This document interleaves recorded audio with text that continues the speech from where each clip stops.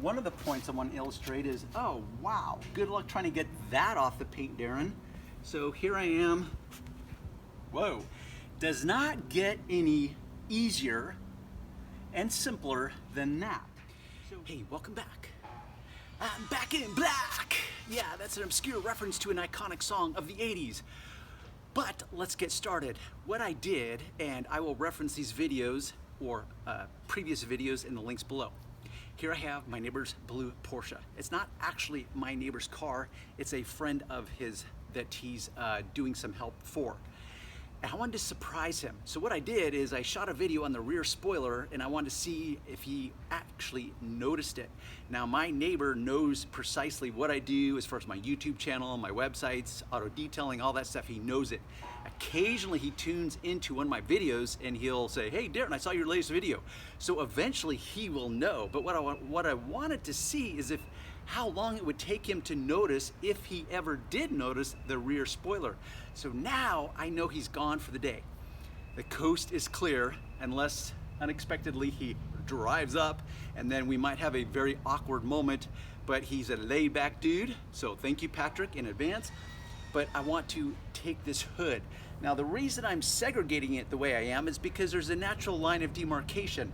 So I can polish out this hood and it's not going to scream out as far as like, wait, the hood looks really, really shiny, but what about the rest of the car? So that's a story for another time, a video for another time. What I've done is I have pre-decontaminated the hood of this car. Very, very important when you do any type of clear coat restoration. You're gonna have a few options when it comes to trying to restore the clear coat on your car. Now to apply some context for this moment, this is a 2002. Highly exposed to the elements, the sun in particular here in Southern California. Very, very old car. I'm willing to bet that less than 20% of you watching this has a car that's 20 years old, because this is 2021. August, in fact, just to do to set the context, this is old clear coat. Most of you will not have to deal with clear coat this old. So once again, I've got to factor everything in. So whether you're a car owner, a beginner, here looking for intel on how to restore clear coat, you've got to factor in the moving components. And what I mean by moving components is this, is that, let's say this is your car. Okay, yes, you've had some options along the way, but maybe you just bought this used car. Okay, those are moving components that you can't control. So everything must be factored in. Type of clear coat, hard, soft. And because you're a beginner, you won't know whether this is hard or soft because you'll have probably very little to compare it to.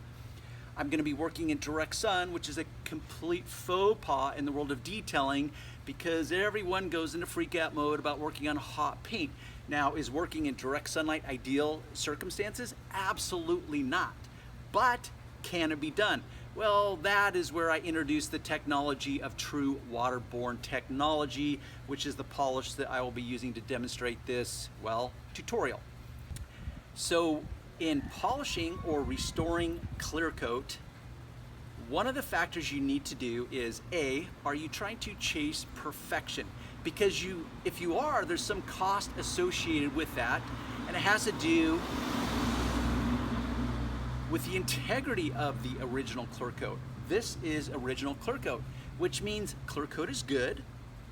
Clear coat thickness will be a big determinant in how much UV protection is there for the color coat.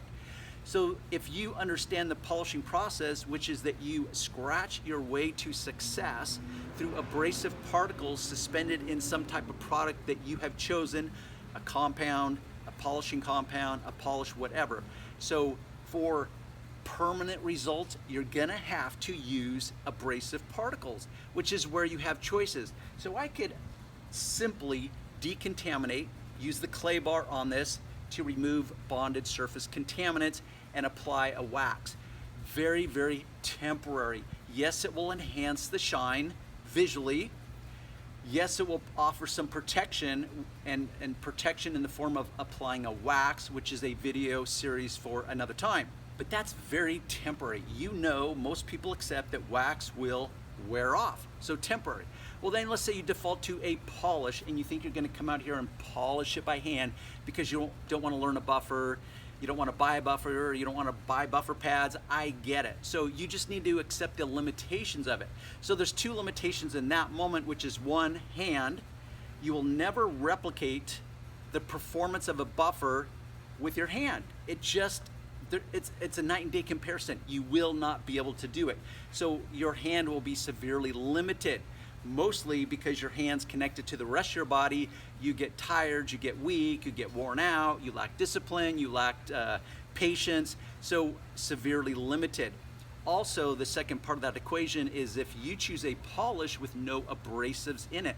So there's there's polishes that are produced with chemical ingredients that will enhance the shine, but that's less permanent or less temporary, depends on what you're weighting it against. So next to a wax or a sealant, a polish with no abrasives will be more permanent. But compared to a polish or compound with abrasives, a polish with chemicals only will be less permanent. So then the next hierarchy in the hierarchy of shine, which transitions from temporary, semi-permanent to permanent, is this, which is using a product that has abrasive particles so you can scratch your way to success. But part of that trade-off and that fine balancing act in this moment is I want my paint to look better, Darren. I want to get rid of the swirl marks. I want to remove the oxidation, which is another point I want to cover. But the trade-off is this, is that if I understand the polishing process, I'm going to use abrasive particles to scratch my way to success. I will naturally be diminishing the thickness of the clear coat the further or the more I chase perfection, which means the more I polish, the thinner the clear coat becomes.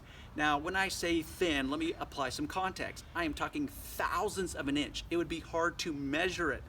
So what I'm gonna do here, because I am in covert mode, is I want to teach you guys something, deliver a little bit of value to my neighbor covertly, shine up the hood, but do it at what I call an appropriate level.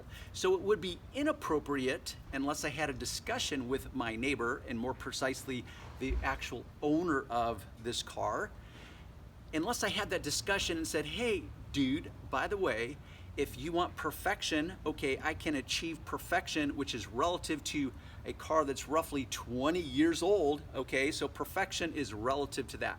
Secondly, the more I chase perfection, the thinner your clear coat will become. So at some point, you've got to accept that there's gonna be pretty much almost no UV protection because the clear coat will be so thin.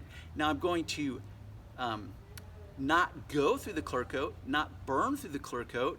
I'm not going to do that if I was having that discussion, because let's say Johnny customer, Johnny car owner says, Darren, I don't care. I'm just gonna keep this in the garage 99% of the time. It's gonna be my weekend cruiser only, so I'm not really overly concerned about exposure to the sunlight. That would be a different context, which is like, okay, but you're accepting the liability on that. I can certainly do that, create perfection without going through the clear coat. But that's the trade-off, is the more you polish, the less UV protection, the less clear coat there is. So clear coat is good, clear coat thickness is also good. So that's the context of the moment. What I'm gonna do is section this off. I'm gonna do half of it, show you a 50-50 shot. I'm gonna do it with the one type of buffer, a dual action, which is what the buffer of choice will be for most of you beginners. But I'm also going to go in and cut to the chase and be more efficient at my processes through the use of a rotary polisher. But before I go, let me add this little caveat, which is not really a caveat. It's more of one of my pet peeves, which is car paint oxidation in general. So modern day cars are finished in what's called two-stage paint systems. Two stages represent the color coat and the clear coat. That is different than old school technology before the introduction of clear coats, which happened in the mid-80s. That is what's referred to as single stage paint jobs. Those paint jobs of 30 plus years ago, they would oxidize. And what most people think of oxidation, if you're old enough like myself, you think of paint that dulls, gets really dried out, gets a little bit of chalkiness to it, and you can actually rub it and that stuff will come off on your finger. That's not the type of oxidation that happens with clear coats. Clear coats generally just dry out. You get what you guys would call swirl marks, that swirled pattern. You could call it wash scratch, towel marks, micro marring. The point is it does not oxidize like single stage paint jobs of 30 plus years ago, but we still use that terminology, hence this video. Clear coat restoration, clear coat oxidation removal, whatever. So oxidation today is almost should be dismissed entirely from the world of modern day paint finishes. Allow me to take a reading with my temperature gun. Okay, that is up there. 164 degrees. Part of the moment is to use an extreme situation to illustrate some points.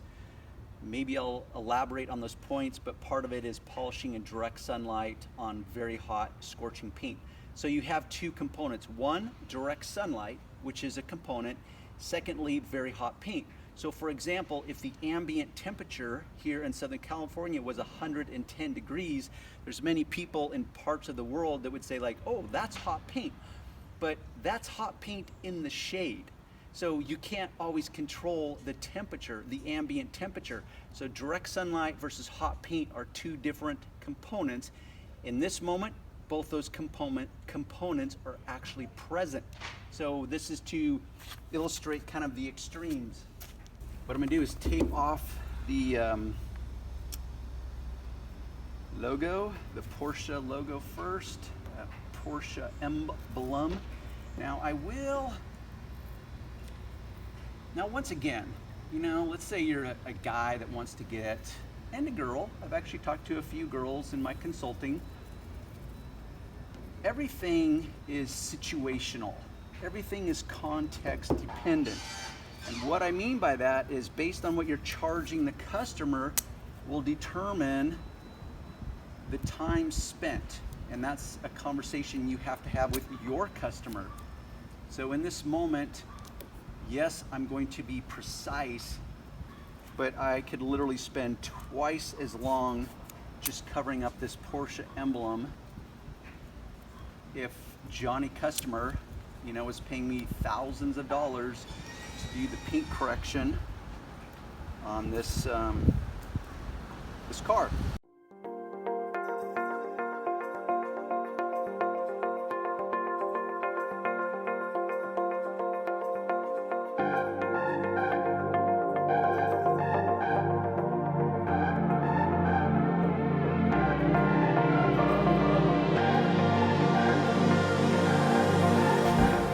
Honesty, if this was a customer, because it's the middle of summer here in Southern California, it's going to be 95 degrees today. It's probably about 92, and this paint is just that hot. It just makes your world much more difficult.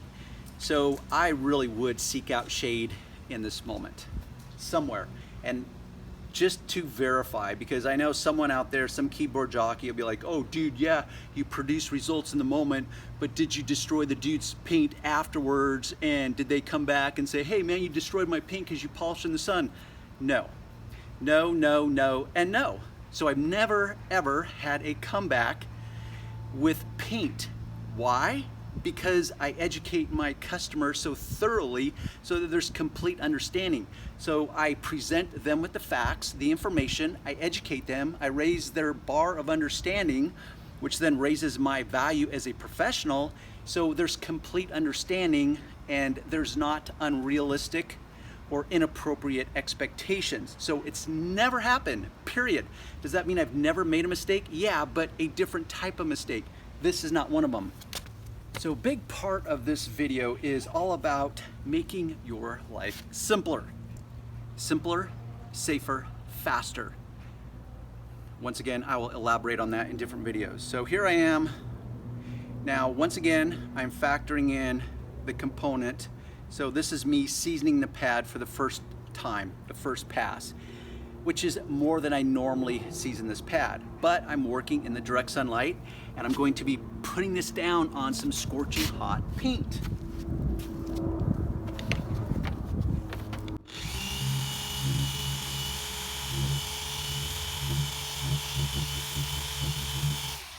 So one of the points I want to illustrate is, oh wow, good luck trying to get that off the paint, Darren. So here I am. Whoa, does not get any easier and simpler than that. So you try to do this with a solvent-based compound or polish. Okay, good luck with that, Johnny. Good luck with that, Johnny. Because you will run into some serious problems, and I don't mean it's going to destroy or damage the paint. Yes, it could, but that's where I default to one of my axioms, which is nothing is created equal. So yes, there's some solvent-based compounds and polishes that have heavy enough solvents, and the clear coat is such that yes, it can permanently swell the clear coat and permanently do some damage. I don't know what those are. It's irrelevant in this moment because I'm using true waterborne technology in the form of this polish. Really what I want to do right now is just to get you guys salivating and say like, oh my gosh, that was literally a very short pass. I don't know, do the math. What was that, maybe 20 seconds? And what I'll do is just, so right here, you see the definition of the sun. Yes, that paint is far from perfect. Don't get me wrong here, kids. Far from perfect. But when you look at the scattered light, the swirl marks of these other areas, and that was a single pass, which once again, right through here, very, very different. Now, most people, like honestly, and I'm gonna pull back here and see if I can capture. So right through there would be the area, and then if you look to the left, look to the right, above, below. So I'm gonna scan, and you can just slowly see the difference of that area. Because what I'm trying to illustrate in this moment is that if I pull back, and let's say the whole car looked like that right there, and you saw how quickly I did that, I guarantee if Johnny Customer pulled back, and when I say Johnny Customer, I mean most car owners that do not have an overly developed eye, they would be like, damn, I did not know my car could look that good. In fact, Darren, I think it looks as good as the day I got it. Which I'm not going to allow that to float my ego when a customer says that, because they do. Because I know that largely they're just speaking from an undeveloped eye. They don't know what they don't know. So if I was to correct this to perfection and did a direct side-by-side for them, they'd be like, oh, now I get it. Wow. Okay, I want that, Darren, which would then lead into that discussion of like, okay, the big trade-off is I'm going to thin out pretty dramatically your clear coat in chasing perfection, which then they would say, and they pretty much always do, Darren, I don't need to overthink it. That looks awesome. Let's just go with that. Because right there, it's gonna look better than probably 80% of the cars on the road. Never mind the fact that this is almost a 22-year-old car. I'm gonna go in for another pass. I added some more product, a little bit more than I normally would if I was working in a shaded area. But I wanna do another pass on this area.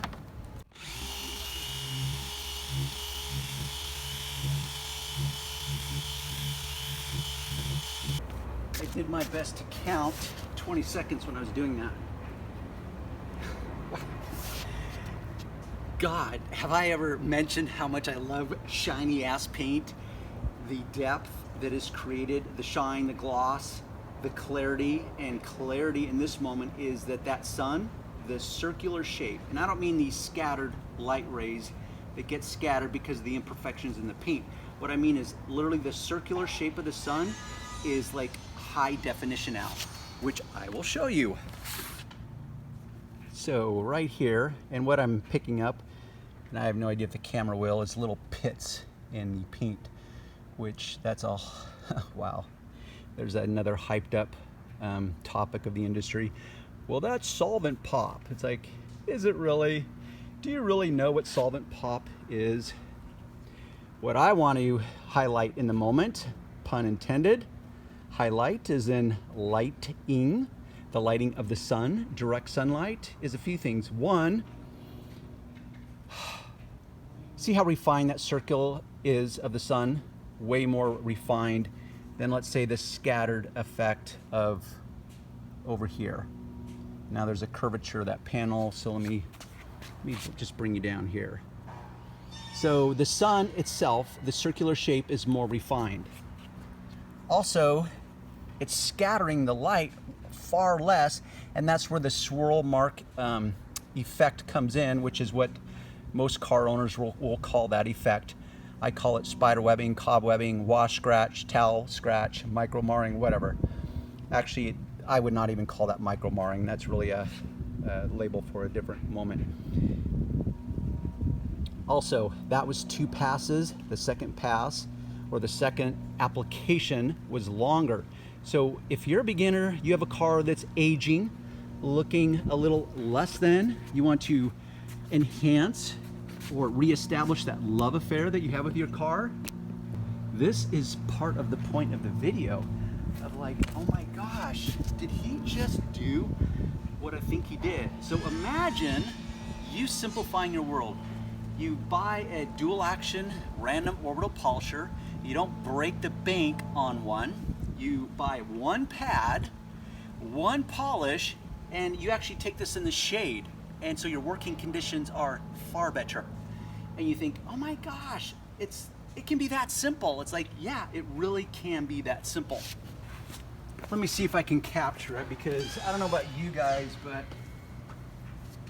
when I can watch it in action, I kind of get a charge in all the right ways. A very visceral experience.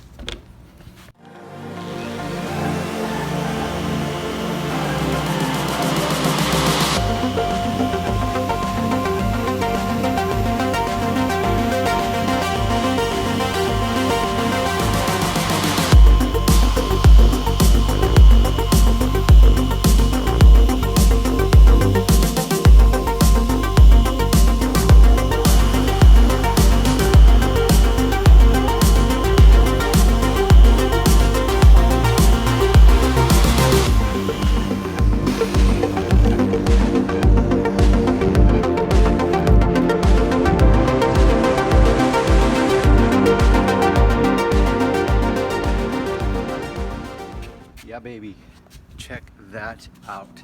One pass.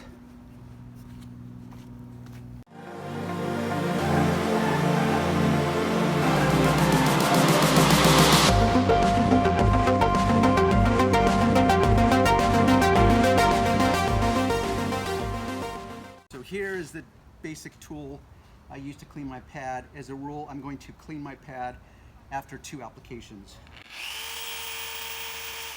Letting any product that you choose, regardless of the product, wad up and get too excessive on your pad, it's just going to interfere with your results as well as your user experience. And do not underestimate the user experience. This is hard work under the best of circumstances. It takes discipline and patience. Now, it's not me trying to embellish, it's just me calling it for what it is. So why would you want to make your life more difficult? Incentivize yourself more in finding ways of not polishing your car. Like you're already going to come up with excuses. You don't need more excuses, what I'm trying to say. So I want you to get shinier paint. I want you to get better results in your life. So there's going to be a certain commitment factor that you've got to factor in.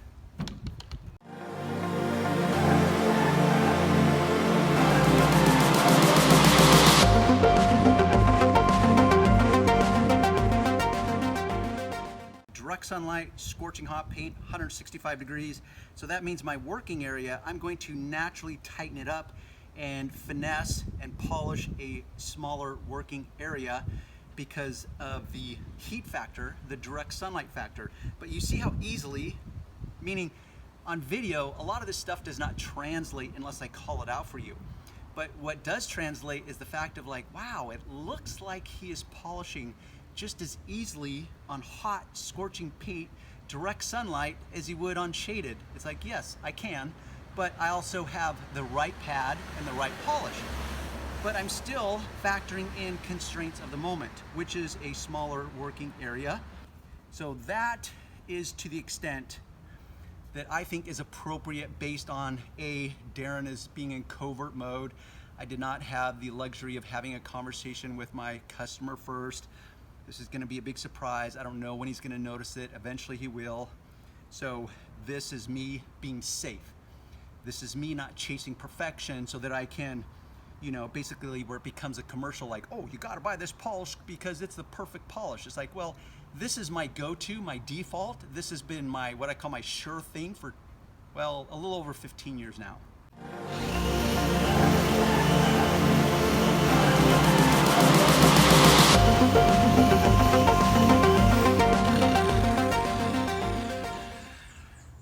Most people are gonna refer to that pattern that I just did as a crosshatch pattern. You can call it whatever you want. Now, one of the trade-offs of using tape for protection is that it has the ability, especially here in the direct sunlight, because the adhesive naturally wants to loosen up, is that it will start lifting this up. So that's where, once again, you will be required to finesse the moment based on the context of the moment. Context is a lot of meaning, or I should say a lot of information. Context gives meaning.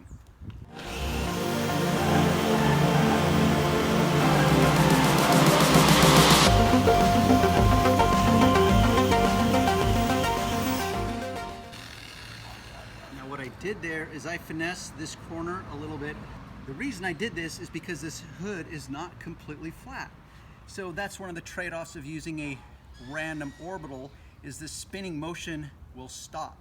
Also the vibration, it's really a loss of control when compared to the rotary, because I can go up onto an edge and I can finesse tight areas where there's only enough room for the edge, like right here, because if I just go flat, it's gonna come in contact right here, and right here, and not enough contact right there. So I would wear these areas down before I do achieve desired results here. So I finesse it the best I can, which is I back off the pressure so that it keeps moving, and I allow the polish to do more of the work rather than forcing more pressure onto it to assist the polish in doing its work. And this is where information is king, you know? Well, okay, the right information. Welcome to the internet, a vapid abyss of really bad information also.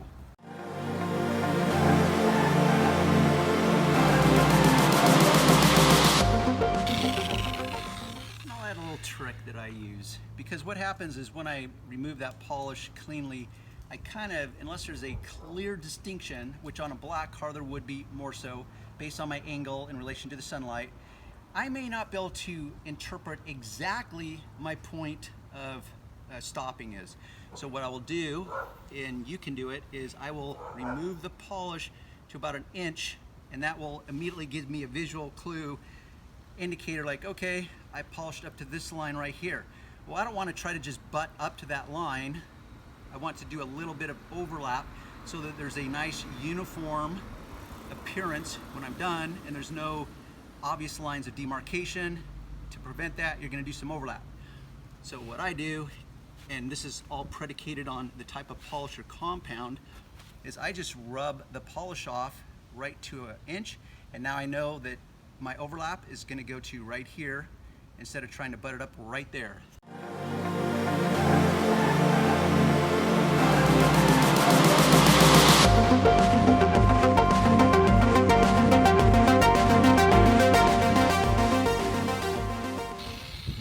This is all done up there. I'm just going to leave that line through here and clean up right now. Because of this polish in particular, I don't actually have to overthink it. Meaning if there's a subtle amount of residue left, It's not going to harm the paint. I don't have to worry about it plasticizing, becoming rock hard, moving forward, so I don't have to overthink that part right now. I'm just gonna progressively continue to work south. The windshield becomes a natural workbench. So it's useful, but you literally, as I've said in other videos, detailing is the height of conscientiousness, the height of awareness. Every little thing you do must be factored in. For example, me leaning against this fender, which is why I'm gonna start at the middle and work my way out if I know I'm going to correct this area. Now, I'm not concerned with this moment because I'm not abrading the paint, doing some kind of like little silly dance against this fender. So, but awareness is king, one of my kings.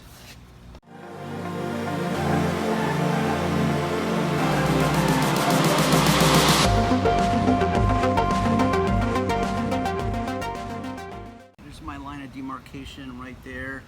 I could probably nail this in 2 more applications.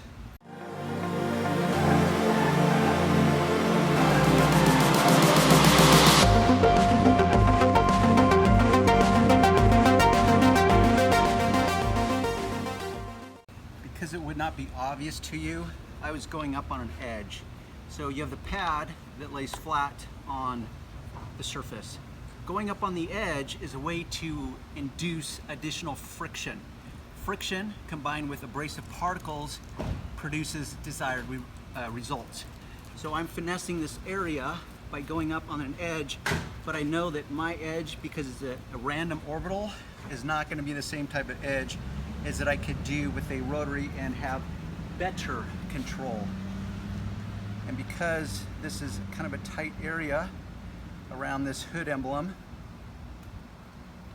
I also want to make sure that I finesse this adequately so it matches the rest of the hood.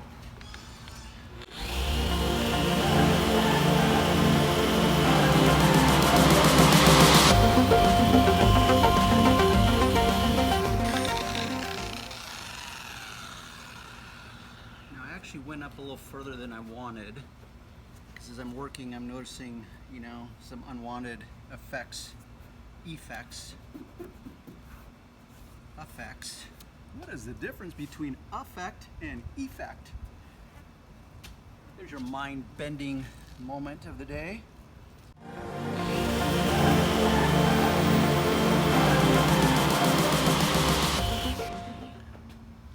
Something that might be a rude awakening to you in other parts of the world, that when you're working in these kind of heat conditions, literally you're gonna start sweating and your sweat's gonna drip onto your work. You crawl on the back end of one of these, and I'm only hesitating this moment because it makes me think of the endless guys on YouTube. Because really, it's like most guys, they just want to talk about detailing. Very few actually want to figure out how to make money detailing. You know why? Because it's hard ass work. So for example, I see a guy on YouTube, let's say 6'2", which is a discussion I had with Sean of Blue Tech Mobile Detailing. It's like, dude, you've got some big strikes against you. One, you're older. Yes, he's younger than myself, but he's older.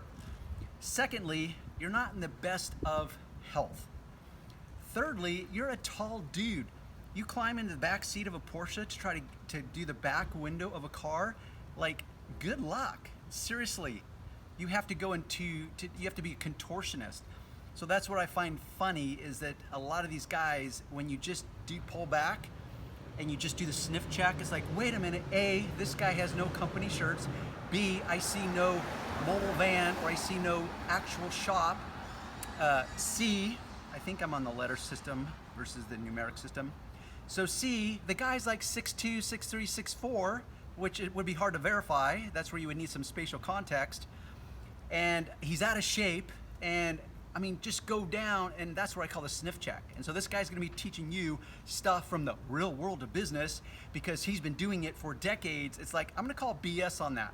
So, because the moment lends itself to not even passing a introductory level of scrutiny, of rigor, of assessing connecting dots, which is why we call it the sniff check. It's like, okay, I don't have to taste it, I don't have to feel it, because I can just smell BS from 20 feet away. That's the sniff check. So point is you're working in parts of the world that you don't have to endure this type of weather, which I, by the way, love, love, love. But for detailing, it makes everything harder because it's hotter. So everything, every moving component of your world, every product, every towel, everything will be affected by the weather itself. Temperature, direct sunlight, humidity, wind, speed, all those things will be factored into the moment. Okay, now even taking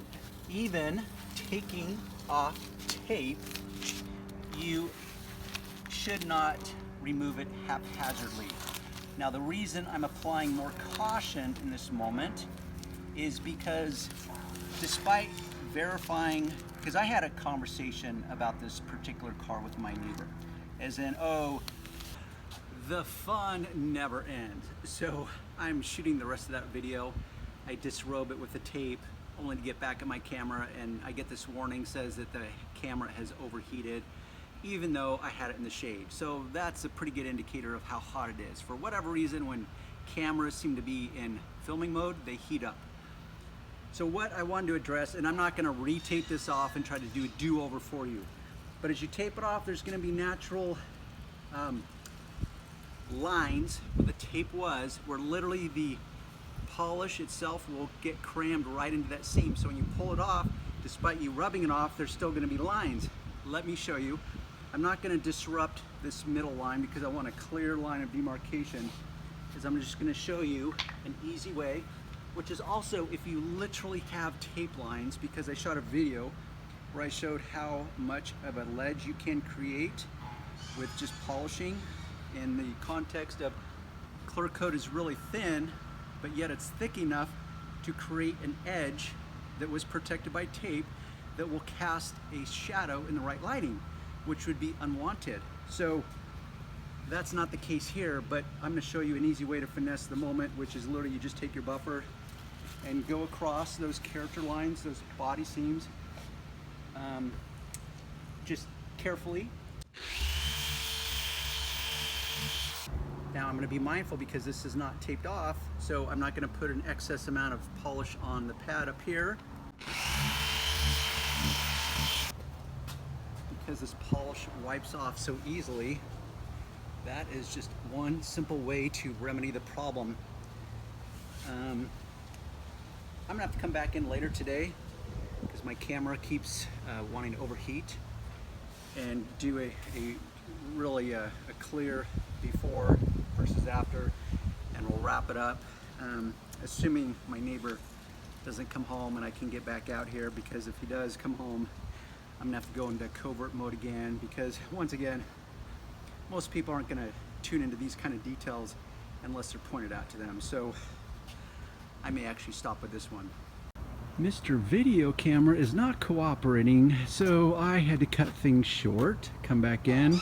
There's still dust left on this. I really want to just highlight is the line of demarcation, which should be somewhere in there. It's really hard to see through this LCD screen in the direct sunlight. And really the point was to not create perfect paint on this almost 22-year-old paint. It's to illustrate things like polishing in direct sunlight, the type of polish, waterborne technology, how much simpler it can be to achieve desired results. That's not results if you chasing perfection. Meaning, average car owner, they get discouraged and frustrated because the love affair of their car is gone. The shine has diminished. There's lots of swirls and scratching and whatever, and they think, oh, it's an impossible ask and I just don't know what to do, and they bounce on YouTube and they look for all kinds of answers, and the industry will deliver all kinds of complexity for you. So in many ways this video is to just illustrate simplicity, waterborne technology in the form of a polish, one polish versus multiple compounds and polishes, one pad, one buffer. So there's a lot of things that could be considered takeaways in this moment.